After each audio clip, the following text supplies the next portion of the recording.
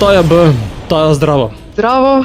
Po skladbo v angleščini se sedaj vračaš nazaj k slovenščini? Ja, tako je bil že cajt. Kako to? Zakaj? V bistvu se je tako že pripravljalo, 1 leto sem pripravljala ta projekt, tako da pogrešali so me, kaj naj drugega rečem. Nekako obračaš tudi nov list potem v glasbenem ustvarjanju. Ja, sicer sem tak, se držim neke tiste svoje rdeče niti, tako da jaz bi rekla, da je kar podoben stil, pa vse skupaj še vedno se čuje, da je to Taja, ampak je pa seveda je nov list po nekem takem mini premorčku. Tudi moderna produkcija ostaja.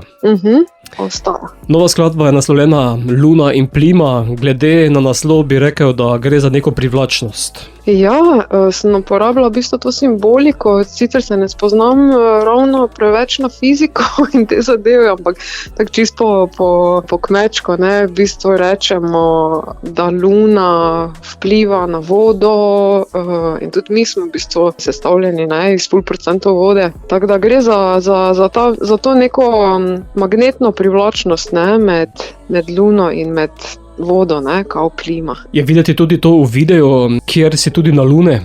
Ja, sem malo tja tudi odpotovala. Smo pa spet, sem zalažem, posnela ta spot v objemu svoje sobe.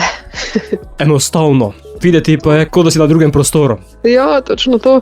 Da sem malo že eksperimentirala to z prejšnjimi svojimi videi. Marsikaj se da, dan danes, tako da lahko posnameš video tudi doma. Vse se da. To je sedaj skladba v slovenščini. Kako boš nadaljevala naprej? V francoščini mogoče?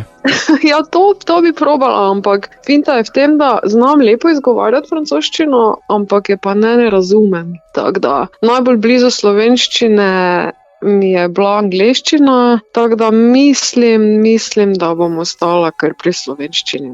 Čeprav so ostali tudi kakšni demoti še v angleščini, ampak zaenkrat se vračam zdaj s projektom, ki je v slovenskem jeziku. Bo potem tudi to neka zaokrožena celota? Bo. Album se obeta. Bo pa sedaj skladba tudi v našem radijskem etru, zato Taja B. Ali luna ali plima? Oboje.